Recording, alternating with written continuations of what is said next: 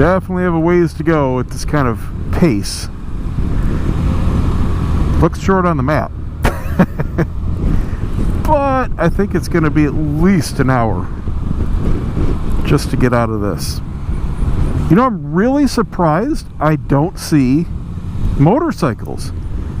I thought they were a heck of a lot more popular out here.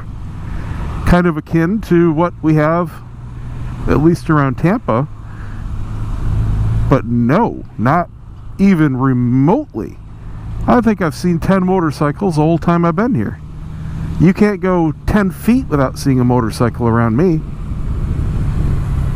I was really hoping I'd see some splitting lanes here so I could follow them.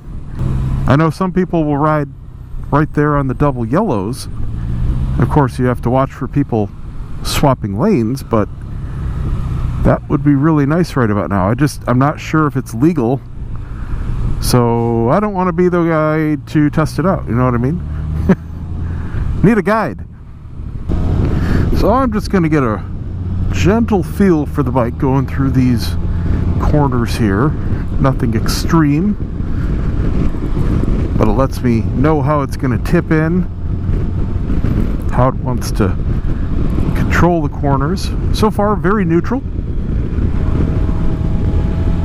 You definitely tell it's a heavy bike in the middle of a corner. It's got a lot of momentum, that's for sure. I really love these mirrors. They're very large, great sight picture, wide enough where I barely see my arms, crystal clear. I also want to get a feel for how people drive around here as far as how they take the corners. So far, it looks really good. You know, you go up into the Appalachian Mountains and half the people are over the line, and at the very least their mirrors are sticking out into your lane, so you really can't hit the apex in a lot of the corners safely.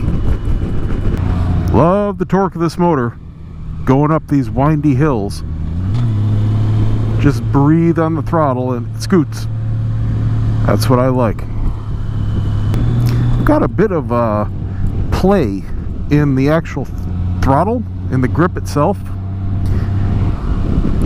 Moves up and down where the grip meets the controls. A couple millimeters, whole thing rattles. Might just need some slack taken out of it.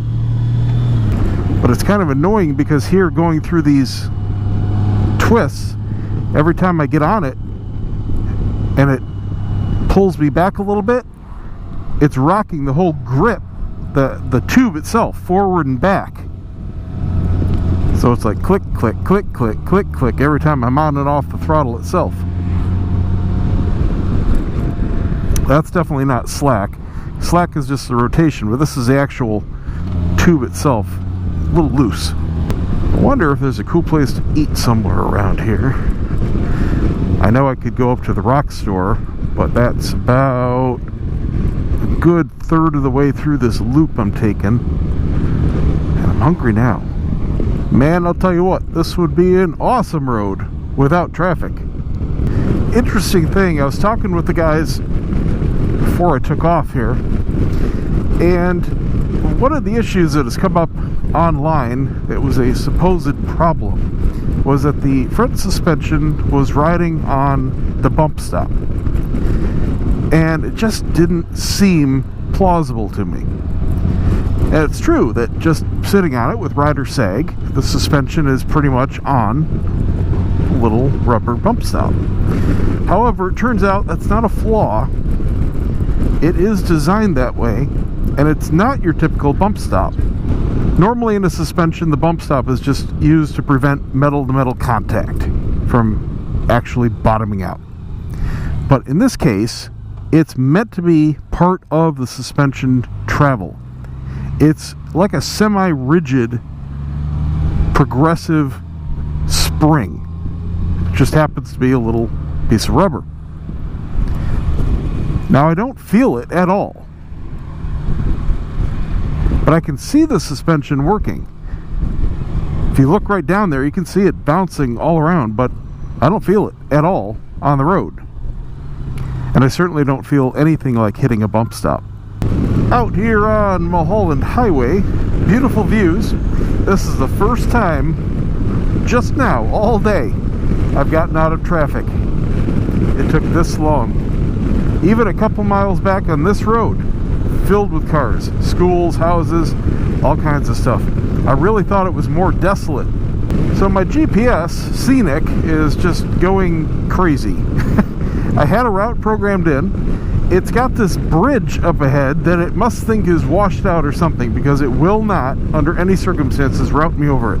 It's got me going all the way through another town, going on the freeway, just absolutely in totally wrong routes.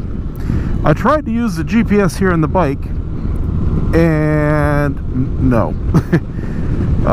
It's just not usable. Number one, it's really slow to update. I missed a couple turns using it. Trying to actually put stuff in just isn't intuitive. I would imagine you have to really use it with a third-party map maker or navigation route maker and then somehow import it in. Really not sure. But the actual zooming in and zooming around the screen is incredibly slow just to find a place on the map. So I'm just winging it. I know I'm taking this quite a ways, and I'll take it quite a ways and then pull out my phone and see where the heck I need to go next. Hopefully it corrects itself once I get over that spot. I think I would like sport mode, please. Thank you.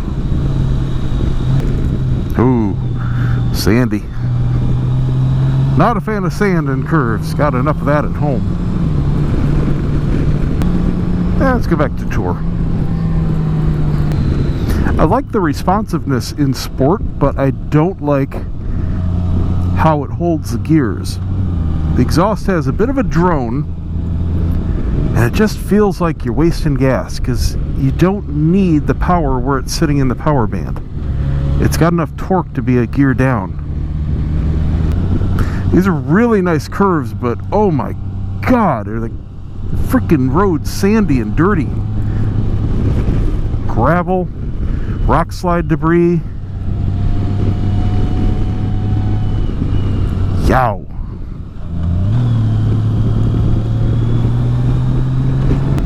I swear I recognize some of these corners from other videos from motorcycle press.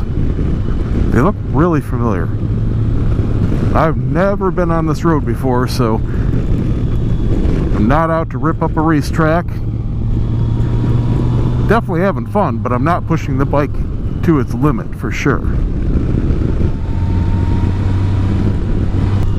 So I'm just continuing a nice leisurely drive down Mulholland Highway. Went through the Snake, and it was all under construction. And that would explain the complete lack of traffic and motorcycles, because they had it down to one lane and everything getting scraped up. Oh, you really feel the weight in these super tight turns. It's handling them very well though. I'm scraping a few pegs here and there. I'm impressed with the way that it turns side to side. It really does flip very quickly and easily.